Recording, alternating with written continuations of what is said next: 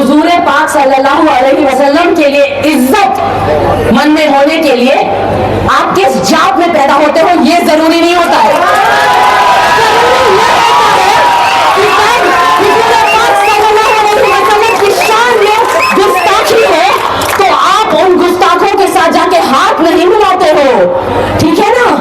जो मेरे पति के दीन और ईमान पे बार बार सवाल उठा रहे हैं, आज इस मंच से मैं उन लोगों को पूछना चाहती हूँ कि आपका ईमान कहाँ था जब आपके दोस्त अनिल राठौर ने नितेश राणे की सभा यहाँ लगवाई थी। भाई 1 किलोमीटर चला दिया आप लोगों ने आज मुझे। 1 किलोमीटर चल के आई हूँ आज मैं आपके पास, क्योंकि कुछ भी करके 10 बजे के पहले मुझे पहुंचना था, क्योंकि मुझे आपसे बात करनी थी, आपसे मुलाकात करनी थी। वैसे तो मैं पहले भी चीता कैंप आई हूँ, लेकिन इससे पहले मेरे इतने किस्से और इतने चर्चे नहीं थे कभी चीता कैंप में। लेकिन मैंने सुना है कि कुछ ज्यादा ही किस्से, चर्चे, अफवाहें चल रही हैं, तो मैंने सोचा अफवाह खुद आपके सामने चल के आती है। फहाद से तो आपने बात कर लिया, आप फहाद को अच्छे से जानते भी हो।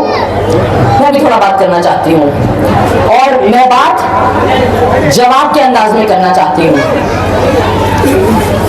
मैंने सुना है कि तरह तरह के इल्जामात लगाए जा रहे हैं हम पर। मैं कबूल करने आई हूँ वो इल्जामात। हाँ, ये सच है कि मैं हिंदू परिवार में पैदा हुई थी, और हाँ, ये भी सच है कि मैंने एक मुसलमान लड़के से शादी करी है। एक और सच बताना चाहती हूँ कि हुजूर पाक सल्लल्लाहु अलैहि वसल्लम के लिए इज्जत मन में होने के लिए आप किस जात में पैदा होते हो ये जरूरी नहीं होता है।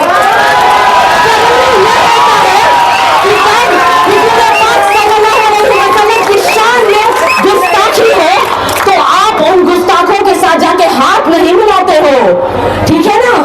जो मेरे पति के दीन और ईमान पे बार बार सवाल उठा रहे हैं, आज इस मंच से मैं उन लोगों को पूछना चाहती हूँ कि आपका ईमान कहाँ था जब आपके दोस्त अनिल राठौर ने नितेश राणे की सभा यहाँ लगवाई थी, जहाँ पे खड़े होकर वो आपके नबी को गालियां दे सकता था। तब आपका ईमान कहाँ था? तब आपका ईमान कहाँ था जब बिल्किस बानो के गुस्ताखों को, जिन्होंने सामूहिक बलात्कार किया, उसका आपकी तब आपकी मुसलमानियत कहाँ थी? और तब आपका ईमान कहाँ था कि आज आप बच्चे अपने साथ हाथ मिला रहे हो?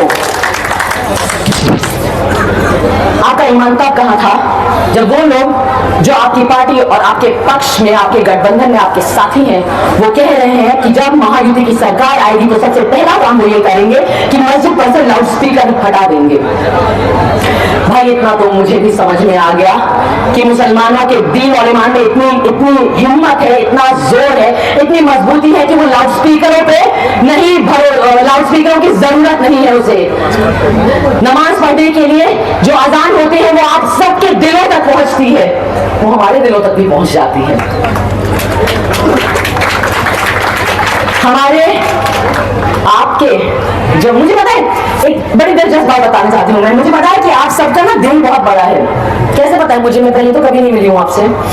मुझे इसलिए पता है क्योंकि 10 साल से आप उन लोगों को बार बार माफ किए जा रहे हो जिन्होंने 10 साल से आपको सिर्फ और सिर्फ धोखा दिया है। 10 साल से आप उन्हें नवाजे जा रहे हो, सर पे बिठाए जा रहे हो, उनके झूठे वादे आप कबूल किए जा रहे हो। नवाब मलिक को सब अहंकारी कहते हैं। आपको पता है वो अहंकार क्या है? वो अहंकार आपका साथ है, वो अहंकार आपका साथ है। आज वक्त आ गया है कि चीता कैंप उस अहंकार को खत्म करे। जिन लोगों को अपने तख्त पे बिठाया है, वक्त आ गया है कि आप उन्हें तख्त से हटा दें। मैंने सुना है कि सना मलिक जी नाराज हो गई जब उन्हें कहा कि वो पापा की परी है। क्यों? आप तो बड़े गर्व के साथ कह रही थी कि अभिनेत्री का पति होने से बेहतर है कि नवाब मलिक की बेटी हूँ। अच्छी बात है, तो हो ना पापा की परी, हो ना पापा की परी। इसे कबूल करने में क्यों शर्म आ रही है अभी आपको? आप कहती है कि आप पापा की शेरनी है। शेर कई तरह के होते हैं, कुछ शेर आदमखोर भी हो जाते जाते हैं, है ना? उन शेरों के साथ क्या किया जाता है? उन शेरों को पिंजरे में बंद करके निकाला जाता है। वो वक्त अब आ चुका है। इस घड़ी का वक्त खराब हो गया है क्योंकि समय बदल रहा है। समय ये है कि घड़ी की सेल निकालो और तुतारी बजाओ धोखेबाजों, गद्दारों,